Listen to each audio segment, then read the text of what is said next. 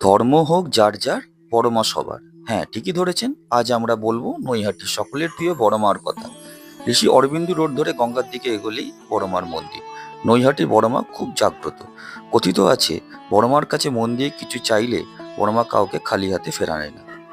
কিন্তু জানেন কি, কিভাবে শুরু হয়েছিল এই 21 ফুট উচ্চতার সোনার গহনায় মোড়া বড় মার পুজো? কিভাবেই বা তৈরি হয়েছিল বড় মার মূর্তি? কি ছিল এর পিছনের ইতিহাস?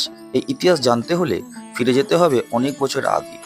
ভবেশ চক্রবর্তী নামে এক ব্যক্তি ছিলেন। একদিন তিনি আত্মীয় ও পরিজন নিয়ে বেরিয়েছিলেন নবদ্বীপের রাজ উৎসব দেখতে। সেখানে বড় বড় মূর্তি দেখে তিনি তো অবাক। তার ইচ্ছা হলো এরকম কালী মূর্তি তৈরি করার। যেমন কথা তেমনি কাজ। শুরু হলো কালী মূর্তি তৈরির কাজ।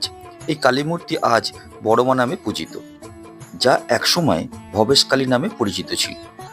এই পুজো প্রথমে ছিল পারিবারিক পুজো, যা পরে সার্বজনীন পুজোতে পরিণত হয়। তবে এই পুজোর জন্য কোনো চাঁদা কাটা হয় না। ভক্তদের কাছ থেকে সংগৃহীত অর্থ দিয়েই এই পুজো হয়। সারা বছর ধরে অগণিত মানুষ আসে বড়মার দর্শনে। আর কালী পুজোর সময় কথাই নেই, লাখ লাখ মানুষ আসে বড়মাকে দেখতে। বড়মার কাঠামো পুজো হয় কোজাগরী লক্ষ্মী পুজোর দিনে, আর বড়মার পুজো হয় দীপান্বিতা অমাবস্যার দিনে। আর বিসর্জনের দিন লাখ লাখ মানুষের ঢল নামে বড়মাকে বিদায় জানাতে। মাকে সেদিন সোনার গহনা ছাড়িয়ে পরানো হয় ফুলের মালা। চোখের জলে বিদায় জানানো হয় মাকে।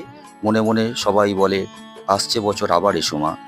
বড়মার দর্শন এখন পাওয়া যাবে সারা বছর ধরে। কষ্টি পাথরের মূর্তি স্থাপন করা হয়েছে বড়মার মন্দিরে। বড়মার কাছে কেউ আসেন চাকরির জন্য, কেউ আসেন আবার সন্তানের আশায়, আবার কেউ আসেন অসুখ নিয়ে। বড়মা সবার প্রার্থনা শোনেন এবং সবার আশা পূরণ করেন। কথায় বলে, বিশ্বাসে মিলায় বস্তু, তর্কে বহুদূর। ভক্তি নিয়ে ডাকলে মা সবার কথা শোনেন ও আশা পূরণ করেন। তাই আসুন সবাই মিলে একসাথে বলি, জয় বড়মার জয়। আজ তাহলে এই পর্যন্ত। ভিডিওটি ভালো লাগলে লাইক, শেয়ার ও কমেন্ট করতে ভুলবেন না যেন।